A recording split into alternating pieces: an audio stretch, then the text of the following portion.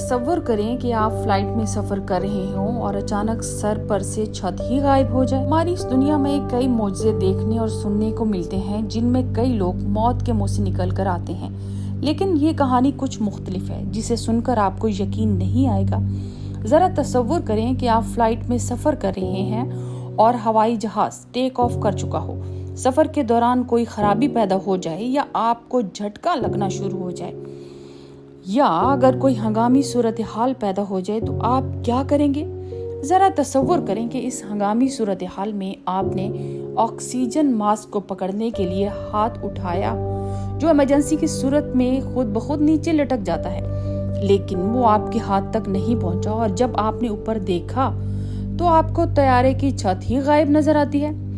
ایسا ہی ایک واقعہ 1988 میں پیش آیا جب دوران پرواز ہوائی جہاز کی پوری چھت ہی اڑ گئی۔ Aloha air line flight 24 Washington Post کے مطابق 28 اپریل 1988 کو الوہا ایئر لائن کی چھت کا ایک بڑا حصہ اچانک ٹوٹ کر ہوا میں اڑ گیا۔ اس وقت جہاز میں 89 مسافر اور 6 عملے کے ارکان سوار تھے۔ جہاز میں سوار 95 افراد میں سے 1 ہلاک اور 8 شدید زخمی ہوئے۔ اس حادثے میں تمام مسافر بچ گئے، لیکن بدقسمتی سے فلائٹ اٹینڈنٹ کلیرا بیل وہ جہاز سے باہر جا گری۔ اس کی لاش کبھی برآمد نہیں ہوئی۔ 28 اپریل 1988 کو الوہا ایئر لائن کے بوئنگ 737 نے ہوائی کے ایئرپورٹ سے ہونولولو بین الاقوامی ہوائی اڈے کے لیے دوپہر 1:25 پر اڑان بھری۔ کسی بھی قسم کی ہنگامی صورتحال میں جہاز کو ایئرپورٹ پر اترنا تھا جو اس کا متبادل ایئرپورٹ تھا۔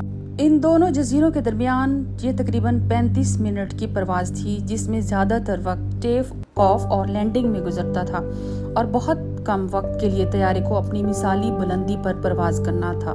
طیارے کے چیف پائلٹ کیپٹن رابرٹ کی عمر 44 سال تھی اور وہ 11 سال سے کمپنی کے ساتھ تھے، اور انہیں کل 8000 گھنٹے پرواز کا تجربہ حاصل تھا۔ اس میں سے 6700 گھنٹے انہوں نے بوئنگ 737 کو اڑاتے گزارے تھے۔ کلیرا بیل 37 سال سے ایئر لائن کے ساتھ تھی اور وہ اپنے قریبی حلقے میں سی بی کے نام سے جانی جاتی تھی۔ جہاز کی پچھلی طرف 2 اور ایئر ہوسٹس اپنی ڈیوٹی انجام دے رہی تھی کہ اچانک ہی جہاز کا اوپری حصہ اچانک دھماکے سے اڑ گیا اور کلیرا دیکھتے ہی دیکھتے جہاز سے باہر جا گری۔ اس وقت جہاز میں بیٹھے مسافروں کو یقینی موت نظر آنے لگی، کیونکہ اوپر کھلا آسمان تھا اور نیچے سمندر۔ یہ منظر دیکھ کر مسافروں کے اوزان خطا ہو گئے۔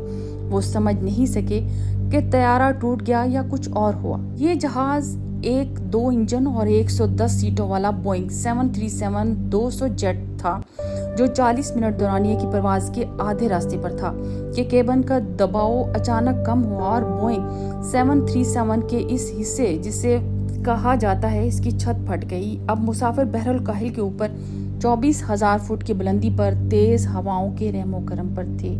چھت کو غائب ہوتا اور آسمان کو دیکھ کر جہاز میں موجود تمام ارکان اور مسافر خوف سے چیخنے لگے۔ انہیں یقین ہو گیا کہ وہ زندہ نہیں بچ پائیں گے۔ اس المناک حادثے میں جہاز کے میزبان مسافروں کو صبر کرنے اور اپنی سیٹ بیلٹ باندھے رکھنے کی ہدایت کرتا رہا۔ جہاز میں سوار مسافروں کا تیز ہوا کا سامنا تھا۔ حادثے کے وقت خوش قسمتی سے مسافر اپنی نشستوں پر موجود رہے کیونکہ انہوں نے سیٹ بیلٹس پہنی ہوئی تھی۔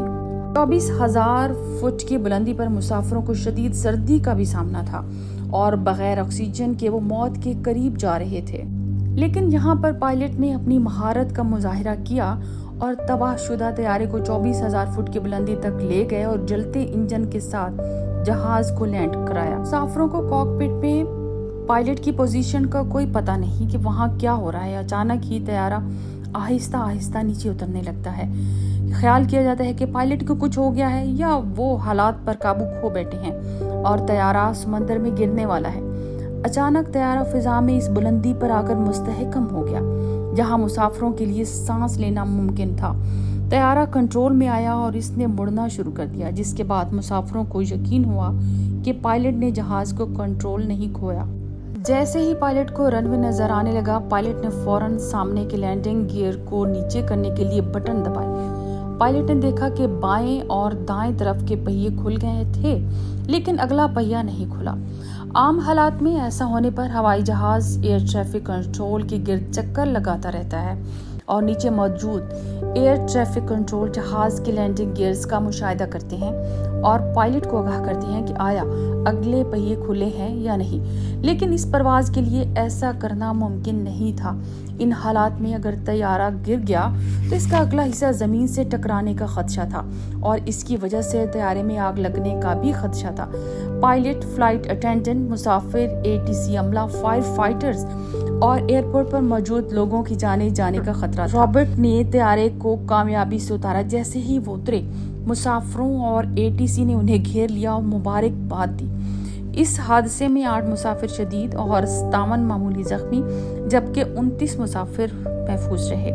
اس حادثے کے بعد $50 لاکھ کا ہوائی جہاز ناقابل مرمت ہو گیا تھا اور اسے اسکریپ میں فروخت کر دیا۔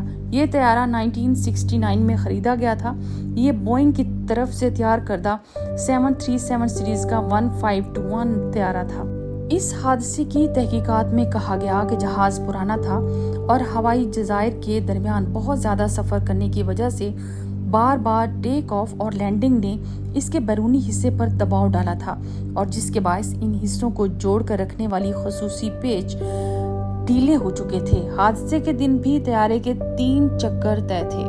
کیپٹن کو لینڈنگ کے وقت ہوائی جہاز کی رفتار، ہوا، ہوائی جہاز کا وزن، ایندھن، کارگو کا وزن اور مسافروں کی تعداد وغیرہ پر منحصر ہے۔ طیارے نے 35,500 گھنٹے پرواز کی اور 89,680 فلائٹ سائیکل مکمل کیے، اور یہ نتیجہ ایک ہوائی جہاز کو بھی وقتاً فوقتاً اوپر سے نیچے تک مکمل جانچ کی ضرورت ہوتی ہے، لیکن مسلسل اور باقاعدہ پروازوں کی وجہ سے الوہا ایئر لائن کے بوئنگ 737 کے صرف اہم حصوں کی وقتاً فوقتاً جانچ کی جاتی تھی اور پوری ساخت کا مشاہدہ نہیں کیا جاتا تھا۔ اس حادثے کے بعد امریکی فیڈرل ایویشن ایڈمنسٹریشن نے نیو جرسی میں پرانے ہوائی جہازوں کے معائنے اور ہوائی جہاز کے ڈھانچے کی جانچ کے لیے ایک نئی ورکشاپ قائم کی، جس میں زنگ لگنے، ہوائی جہاز کے استعمال وغیرہ کی جانچ کی جاتی، جس کی وجہ سے نہ صرف امریکہ بلکہ دنیا کی فضائی کمپنیاں محفوظ تر ہو گئیں۔ اپنی زندگی کا زیادہ تر حصہ ہوائی کے جزائر اور سمندر کے درمیان گزارنے والی کلیرا بیل اس حادثے میں بحر الکاہل میں کہیں ڈوب گئی۔ امریکی کوسٹ گارڈ، ہیلی کاپٹروں اور دیگر طیاروں نے انہیں تلاش کرنے کی کوشش کی، لیکن ان کی لاش کبھی نہیں ملی۔ ایئرپورٹ پر ان کی یاد میں ایک باغ بھی بنایا گیا۔